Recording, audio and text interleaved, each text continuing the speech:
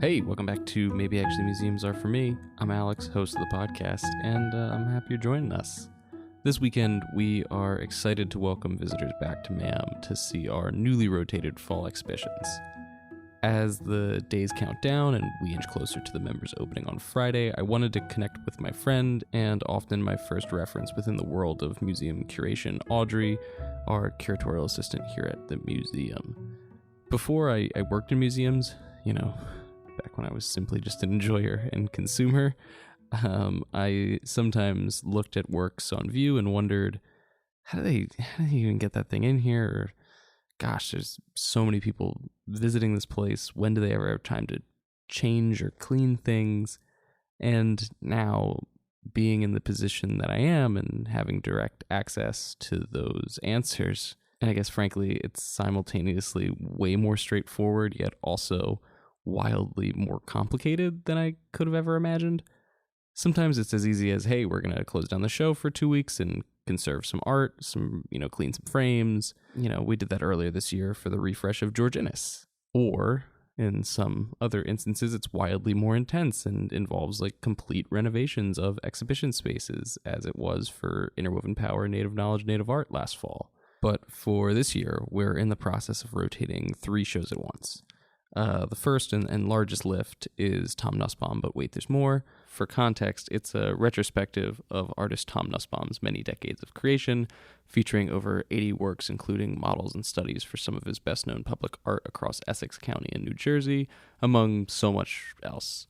Then we have a refresh of Interwoven Power, featuring a new work by Raven Half Moon, as well as a complete overhaul of the Laurie Art Stairwell, featuring a show by Christine Romanell. Obviously, there's tons going on right now, and I am excited to share my conversation with Audrey. It's good to have her back on the show, and we're talking about what it takes to install a show and everything that our curators, registrar, art handlers, Audrey herself, the whole nine, have to consider when taking on the task of preparing an exhibition.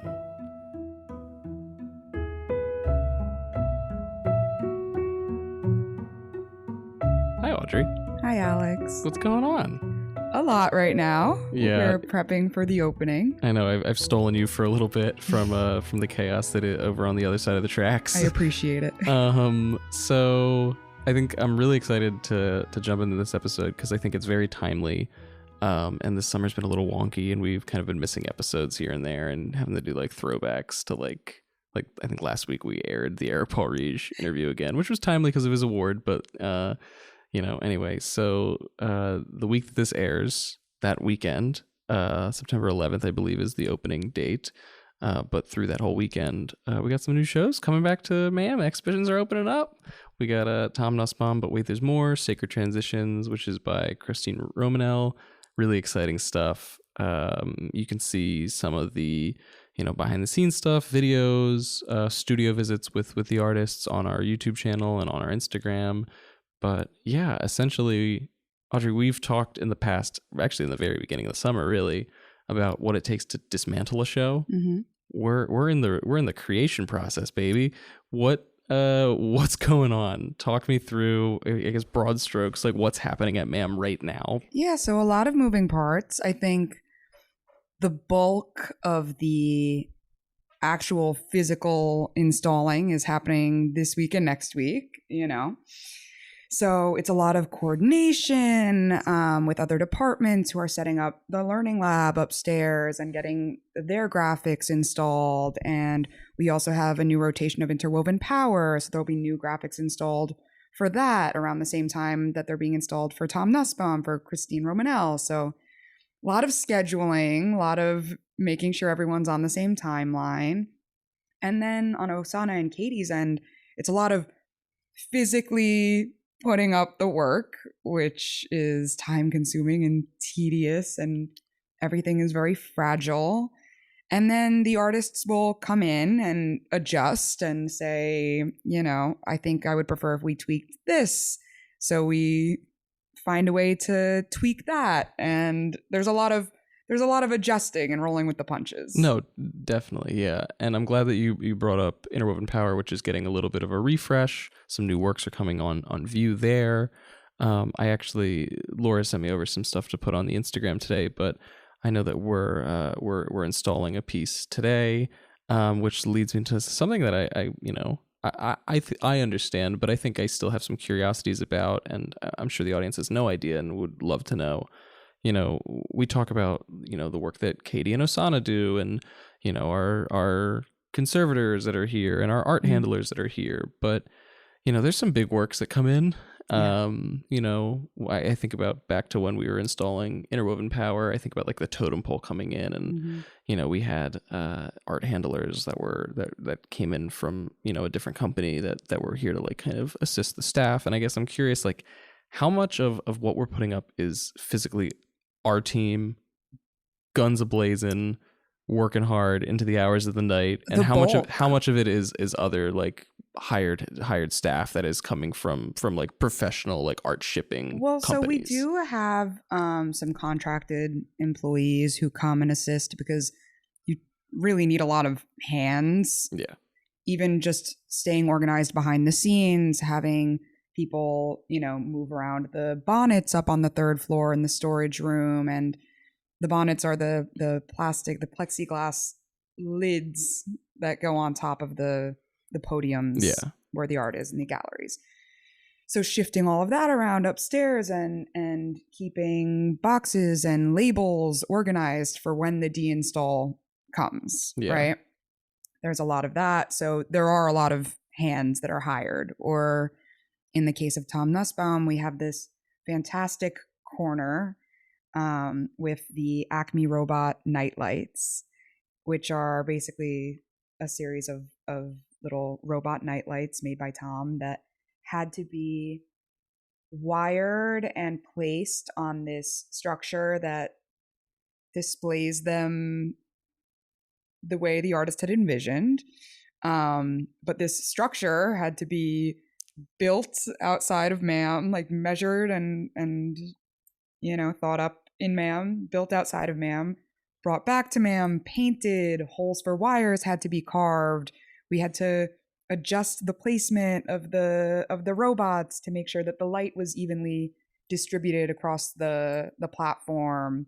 So a lot of things like that actually, like, they require us to hire outside help. But to be honest, I think Osana and Katie and our contracted art handlers do a lot of that. They really do. It's crazy. You mentioned the thought process and almost like the premeditated efforts to make the breakdown easier down the road.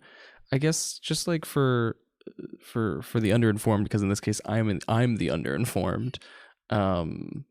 How, like, are you treating the process of designing the show and ultimately building the show almost like a script, where it's like you kind of almost have like these like story arcs that, like, so I'm just using like obviously like narrative storytelling as like an insert, but like you have these phases almost that it's like, okay, we're going to do this, we're going to connect with the artist, we're going to create the models, we're going to talk about what's going to be in the show, and then we're going to physically design the things, and then we're thinking about how these can be designed in a way that can be broken down, and then we're going to bring in the, like, do you know what I'm saying? Yeah, I mean, it's a lot of planning. I think Osana is the mastermind behind that a lot of certainly. the time. You go downstairs and she has every page of the checklist printed out in her office on the wall so that she can keep track of each object and the kind of podium it's going to need and the kind of the size box it's going to come in, and so each object is handled with its own. I didn't realize how crazy the actual like art shipping God. maintenance is, like, Yeah. in the sense where it's like we have to like upkeep the box that the art is shipped in case we're shipping it back out. And I learned that a little bit when I was with Sarah Sense in California, because she was awaiting on a shipment from her gallery. Yeah. And like her husband is the one that does all of the framing for her and is a contractor in that way and will build stuff. And so he had built the box and was like, it came back and was like, she was just like, yeah, we're gonna have to build a new one. Like, it's like, this is like, just like, this doesn't work anymore. Building the shipping boxes, it's crazy. oh my God, is insane. Crazy. At my last job, they wanted me to attempt to build one for a work that was 11 by 19 feet. Oh my God. No, it would have had to have buffers on every side with art safe plastic wrap to make sure that, there was no water damage, that whatever material the plastic wrap was made of wouldn't damage the paint or the pigment. So each object is really treated. Yeah, it has its own story arc. Yeah. Oh my goodness. And so, there's meticulous effort and conscious effort into, making sure everything is sorted and prepped and staged to be put on view. And so, like, walk me through the actual, like, install process. So for Interwoven Power, for instance, like, you had, like, the Raven Half Moon work coming in today.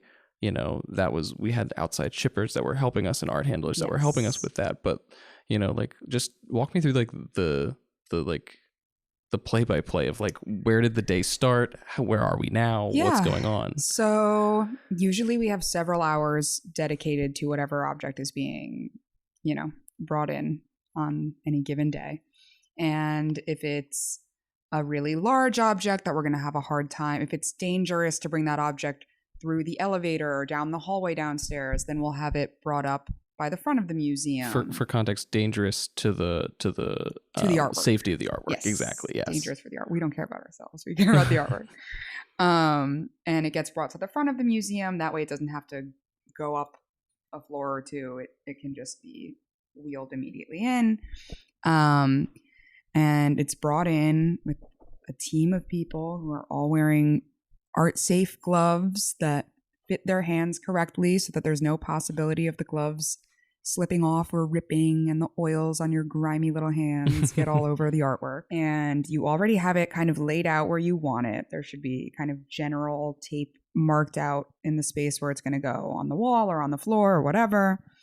And then Dennis and Katie or any of our art handlers kind of lift it to the place on the wall that they think it should go. In the case of the Raven Half Moon, on the platform, Laura will come down, Osana will take a look, and everyone's kind of like an inch to the left. Should we turn it a little bit? Is it better oriented the opposite way? And there's a lot of discussion, debate. Sometimes it's, let's leave it there for a second and think about it. In the case of Tom, it's sometimes, Tom, you want to come in and take a look and let us know what you think, And then once it's finally, we've decided on its final position, then we adjust, and you have to kind of make sure that whatever it is stays in place. So for tiny little sculptural works, they'll use museum putty. For the larger works, we put in our do not touch signs, and we make sure that there's enough platform on either side of the object that no one can reach across and touch it. So there are a lot of factors that go into it. I find museum putty a very funny thing, because I think back to like Nanette Carter, where they had like the archival tape, and it's like I didn't realize how many like museum or like I guess like like museum forward like materials there were for just protecting and like crazy. And like securing art is like very in very like quiet ways. It's very funny. Can degrade the pigments or anything. Anything could happen. How much? I mean, obviously, in the case of like Tom Nussbaum, which I guess I should say for context, because obviously we're just like throwing his name around very liberally, but like Tom is a very prolific artist. He deals in a multitude of mediums, but is probably best known for his large scale murals and public art, his sculptures, things like that. He has a retrospective, obviously, that's coming here to MAM. We're really excited about it. Tom is super, super awesome. But anyway, he was present on site. I was there filming like a behind the scenes video, and I got to document him seeing the bones of the exhibition for the first time, which was really, really special and exciting. Obviously, like if we think back to like shows like A Shared Love, John Singer Sargent and William Merritt Chase and Mary Cassatt are not here to like help the curators like dress the show. But I guess in the case of like a living contemporary artist who is very present and very involved in the way that Tom is, what is the artist's input in this process? Like obviously the curator is the where the buck stops. Yeah. Well, Tom's not like he doesn't paint 2D paintings. He's like you said, and he does a lot of public installations. So he is usually involved in the actual, the final or orientation display of the piece. So it's kind of a conversation, because there are things that maybe our team understands a little bit more about our space. Like Tom's works, he intends for them to be seen without any kind of barrier between the individual and the artwork. Definitely, yeah. Which is awesome. That's a huge part of his work. But because of that, there are a lot of things that our registrars have to account for, in terms of, like I said, making sure the platforms have enough space, because these are really delicate, fragile pieces. Again, for audiences unfamiliar, I'm realizing we should probably do a vocab for curatorial. Curator designs the show, works with the artists, is kind of the scholar in a lot of ways. You could correct me if I'm wrong at any point. The registrar is the kind of the master of the curatorial domain, and is, maybe that's a weird way to put it, keeper of our precious objects. Yeah, the keeper of the precious objects, knows where everything is. And there's crossover too. Like our chief registrar, Osana, is also she's an exhibition designer. Exactly, yeah. So that's good to have, because she understands aesthetically and also logistically and practically how to make something come alive. Instill the safety of the work as well, the whole nine. So anyway, sorry, proceed. Yeah, like he wants people to be able to approach the art in that way. Don't touch it, but he wants unless you're a lacrosse stick in interwoven power, do not touch. But he wants people to be able to really experience his work without a barrier in between. So there's a lot to account for. There's a lot of museum putty, and there's a lot of making sure hanging things are high enough, and that, large scale sculptural works are low enough to the ground where people can see them, but not so accessible that it's easy for a toddler to kick it over. Totally. You know what I mean? Yeah. And a lot of that, I think, is experience. A lot of that, Osana just knows what has happened in the past. I mean, years of experience. It's like, you kind of can read what could happen. It's stuff you don't really think of unless you are a registrar. Like even for another work that's being installed for the new interwoven rotation, Fanning, it is a multimedia work, so it has like an MP3 element. It has an audio element. Yeah. And so that means that it needs to have some sort of MP3 player inside of it, which means it needs to be plugged in, and you have to make sure that the wire is close enough and that it's not distracting. It's the same color as the wall, that it's tucked away so no one can unplug it, and all of these things that you don't think about maybe until you see something in the space. Totally. Unless you're Osana. Yeah. Unless you're Osana. I guess kind of trying to, put a pin on this, because I feel like we could riff on this topic all day long. But I guess, with the shows coming up, plenty more. I feel like this is a very busy season, like, because, we have our main fall openings coming next week. And then I feel like there's like a string of smaller openings that are coming in like the middle of October. So there's a lot happening. I guess, for an audience that is going to come visit MAM, is going to see the show that, that we're talking about in its final state. I guess, like, what should, an interested audience who is coming to visit the show, what should be the lasting note, the underlying thing that they should take away from, the process that goes into making the magic happen, if you will? I mean, take a closer look at everything. I feel like that's my answer at the end of every single podcast. But seriously, like if you want to get an idea of how things are installed and all of the work that goes into it, look at the lights on the ceiling and which way they're pointed. Look at the wires.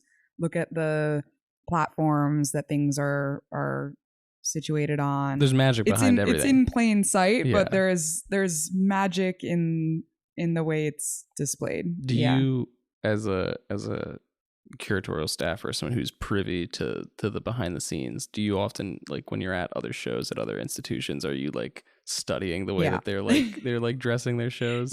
Yes, I am. Amazing. Well, Audrey, thanks so much. What else can people expect to see this fall?